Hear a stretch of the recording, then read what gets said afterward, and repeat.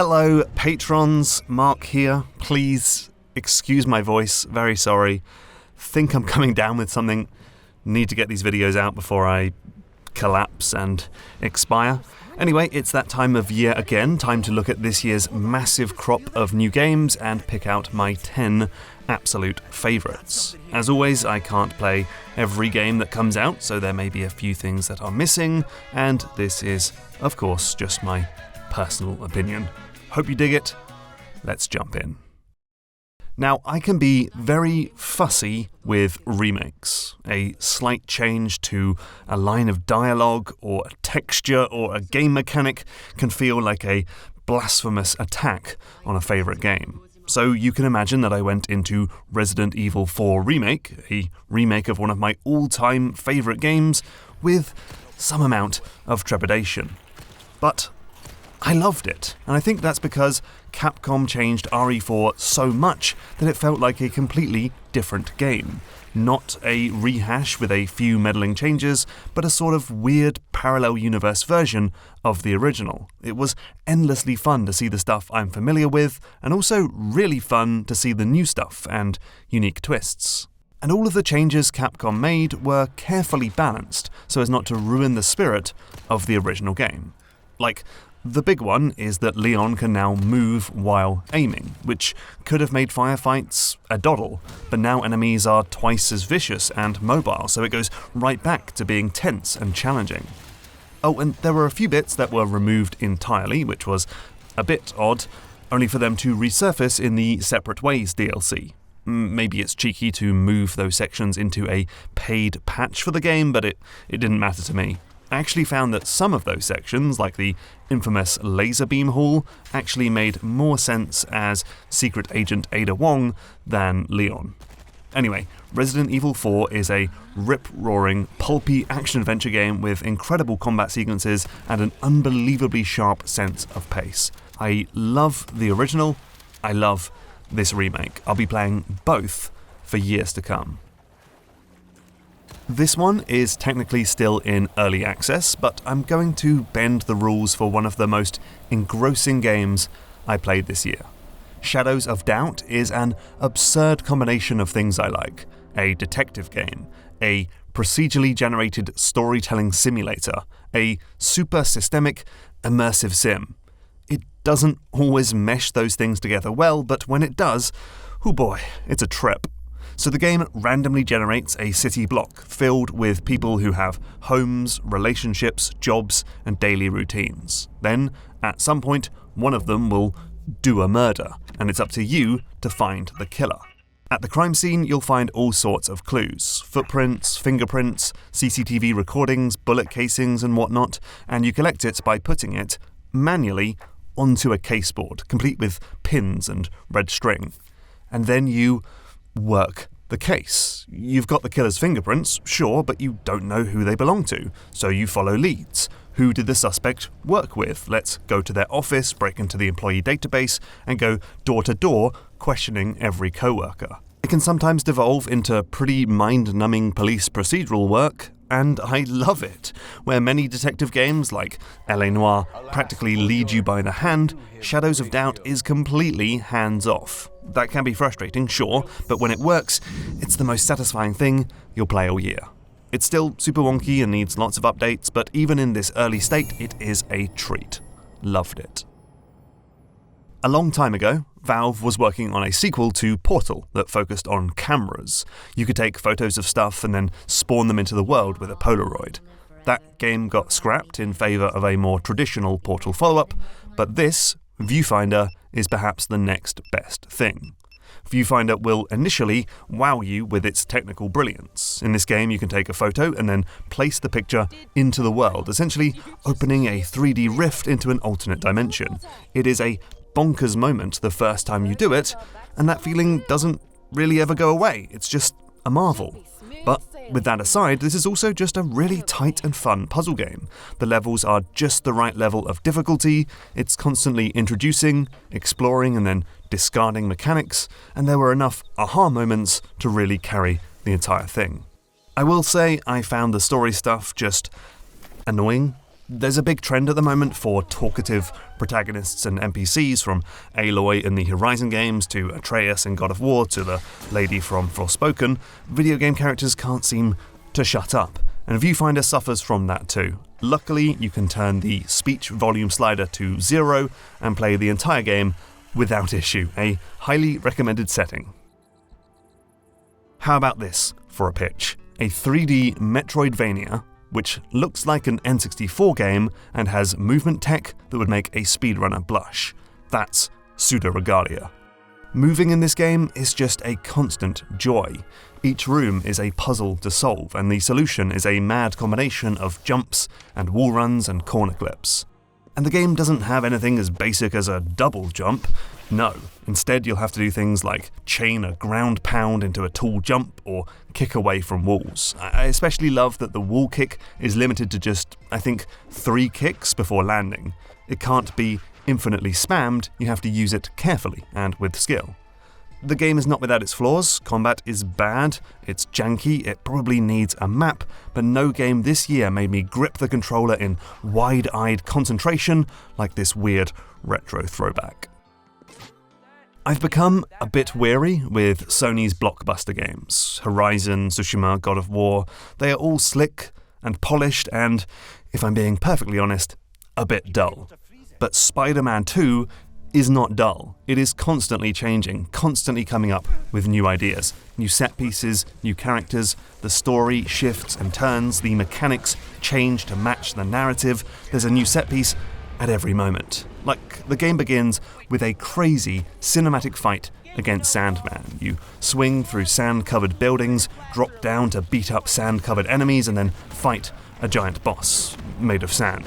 It is slick. It feels like the entire budget for this game might have gone into just making this initial fight. And yet, the rest of the game is like that. Every story mission is an event. It always surprised me and changed so much that I never got bored. I also really dug the storyline. It did the whole Peter Parker gets the symbiote and becomes a douchebag arc much better than the Spider-Man 3 movie. And I think it did a great job of delivering impactful stories for Peter and Miles, and Peter and Miles together. It really is just a tour de force, and I have no idea how they're going to top this with the inevitable third game. Like literally everyone on Earth, I was bored of the new Super Mario Bros. Series. Since 2006, 2D Mario has basically been the exact same thing over and over again. Show me a screenshot of one of these 4 games and I'd have trouble identifying which one it comes from.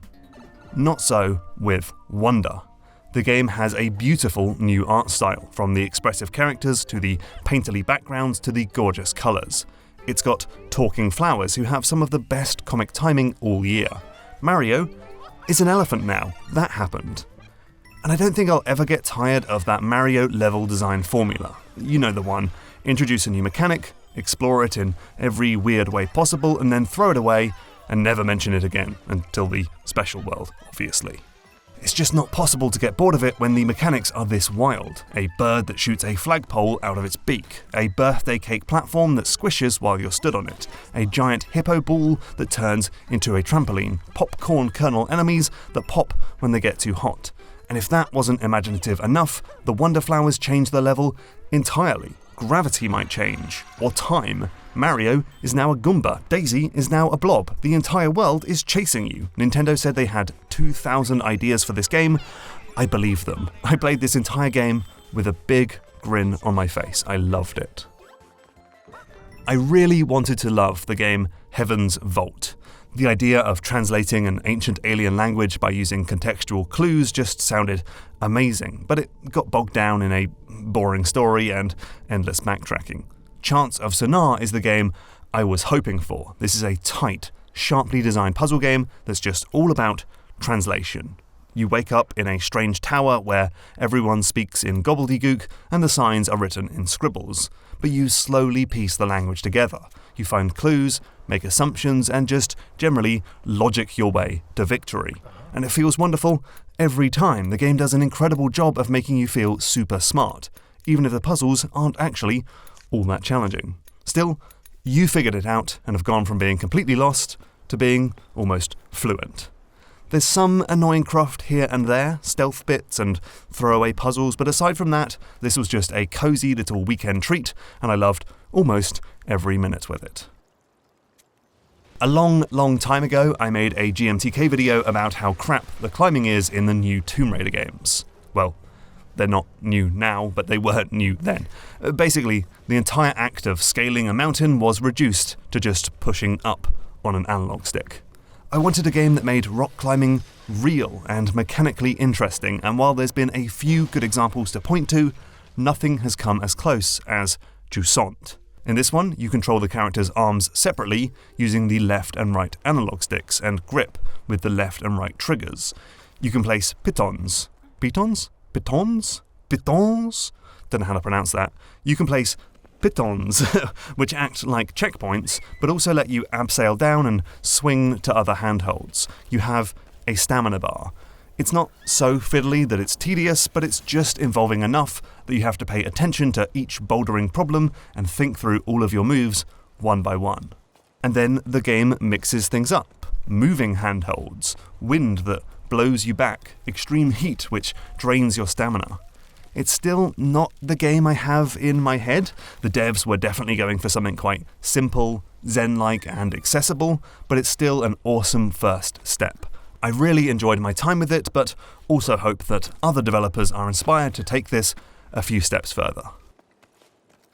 I have to say, Tears of the Kingdom was initially a little disappointing. As soon as I touched down in Hyrule, which uses the exact same overworld map as the previous game, Breath of the Wild, I was put off. So much of the joy of Breath of the Wild was in the discovery, not knowing what was around the next corner, over the next hill, or on top of that mountain. In Tears, though, this was all familiar. There's a desert over there, a snow-capped mountain range over there, a village down that road. And that is a shame. But there's also something very fun about taking a familiar space and exploring it in a whole new way. To get to the top of a mountain not by climbing, but by swimming through the ground like a weird sandworm, or by building a goblin glider and zooming up to the top in a matter of seconds. And I loved the building. Any quest involving an army of enemies was an opportunity to build some crazy death machine or tank and then watch the Switch's frame rate drop to single digits as I lay waste to my moblin enemies. And it's not like the world was completely familiar. The sky was a joy to explore, a whole new area and a whole new challenge to traverse. And then there's the depths. What a wild twist on the overworld. This is such a massive game that I couldn't possibly explain it all in a single list entry, but let's just say that Tears made me feel inventive, clever, powerful, and in control. I adored it. Breath of the Wild will always be my favourite of the pair, but Tears is very close. I think games can be a wonderful way to explore a different culture, a different time, a different way of life. Take, for instance, Venba. This is a game about the immigrant experience of an Indian family living in Canada. The story is touching, heart-wrenching, and lovely, but the thing I took away from it most was the experience of making food. Each chapter has you crafting some tasty-looking chow through a series of simple mini-games, and each one is meaningful in some way, advancing the story or telling you more about a character or relationship. I don't know, there's not much to say on this one. It's so short, so simple, but it has stuck with me all year. Proof that games can be a powerful medium of expression. Okay, some honourable mentions. I really liked the new Freelancer mode in Hitman, which turned the game into a roguelike. I had a great time playing Disney Illusion Island in co-op with my wife. Blasphemous 2 was another cracking Metroidvania, and Cocoon was a really strong puzzle game. That's it. Thanks for watching, have a wonderful Christmas if you celebrate it, and I'll see you in the new year for more bonus videos. I'm dying.